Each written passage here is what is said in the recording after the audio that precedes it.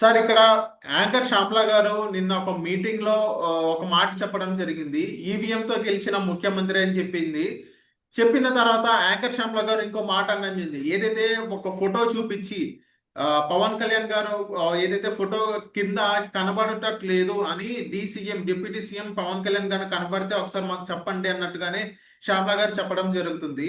So ఈ శ్యామ్లా గారు meeting పట్ల మీకేమనిపించింది సార్? అసలు ఆవిడ యాంకర్ శ్యామల మాటల్ని ఎందుకో ఆవిడకి సమాధానం చెప్పాలంటే అసహ్యంగా ఉంది. పవన్ కళ్యాణ్ కనబడలే సారీ పవన్ కళ్యాణ్ కనబడలేదు అని చెప్పే ముందు కొడాలి నాని కనిపిస్తున్నాడా? ఆ అరవింద్ కుమార్ యాదవ్, అనిల్ కుమార్ యాదవ్ కనిపిస్తున్నాడా? ఆ వల్లభనేని వంశీ కనిపిస్తున్నాడా? ఎవరు కనిపిస్తున్నారండి? ద్వారపూడి చంద్రశేఖర్ రెడ్డి కనిపిస్తున్నాడా? ఎవరు కనిపిస్తున్నారండి? ఈయన పేరు నాని చావు బ్రతుకుల మధ్య కూటుమిట్టాడుతూ ఉన్నాడు. ఎవరు కనిపిస్తున్నారు? మన వైఎస్ఆర్సీపీలో ఉన్నవాళ్ళు. ఓ ప్రశ్న వేసే ముందు దాని సమాధానం కూడా దగ్గర పెట్టుకొని ప్రశ్న వేస్తే బాగుంటుంది. అయినా after all Shyamala who is she? What is her calibre? What are the standards of Shyamala? మనం ఆలోచించుకోవాలి.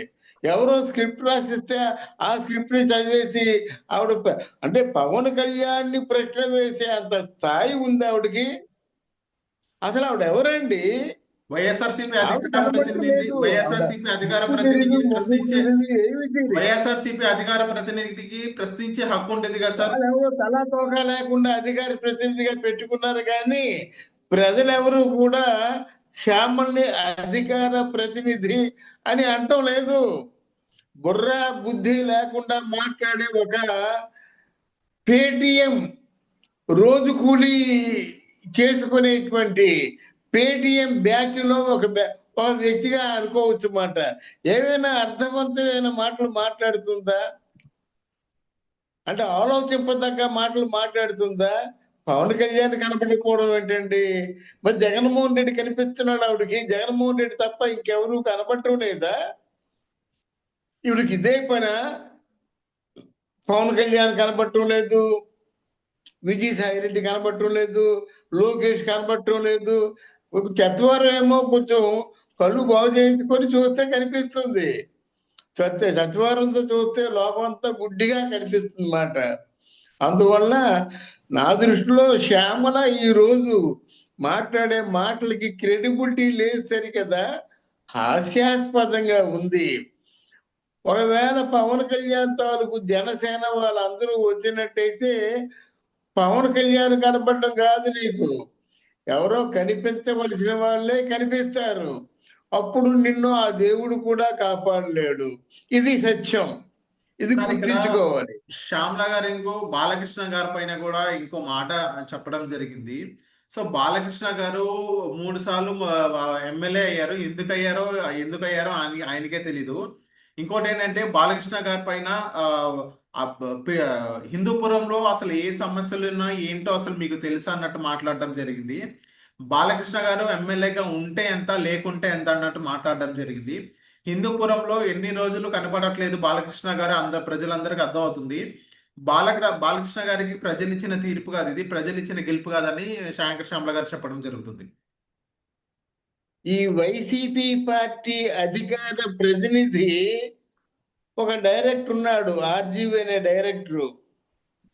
ఇన్నాళ్ళుగా ఎక్కడ మిస్ అయ్యాను అంటే అప్పుడు ఒక రియాక్షన్ ఇచ్చింది శ్యామల గారు. ఆ ఒక్క రియాక్షన్ చాలండి ఆవిడ జీవితం ఎంత అర్థమైందో తెలుసుకోవాలంటే.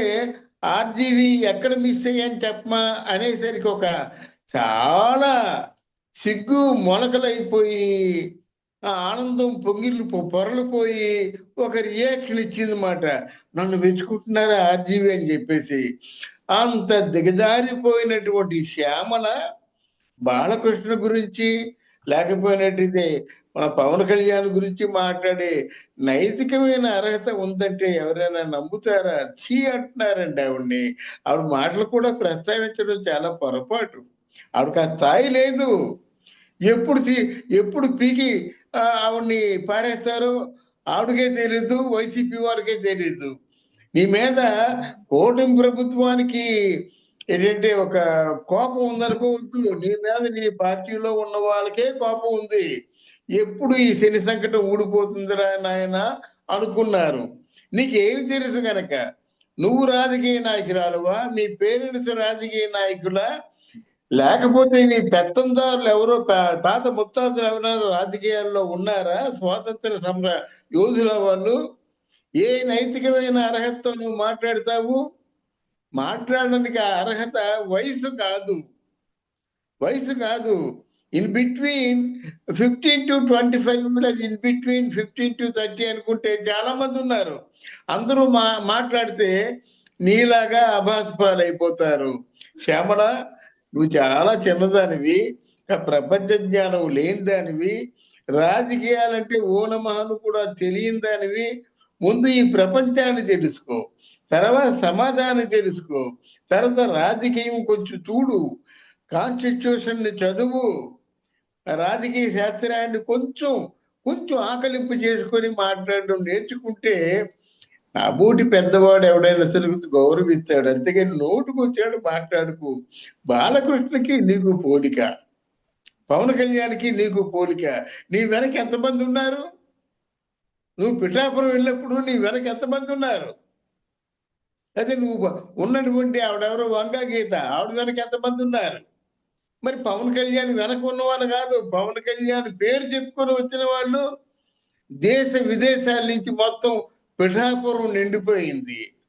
లక్షలాది జనం ఆయనకున్నారు, లక్షలాది జనం బాలకృష్ణ గారికి ఉన్నారు. నీ వెనక ఎవరున్నారు? నువ్వు తప్ప ఇంకెవరు లేరు.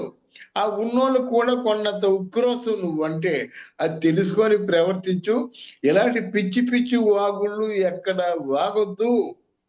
వాగితే నీకే ప్రమాదం. Okay. So thank you sir, మైకాన్ పాలిటిక్స్ వచ్చినందుకు.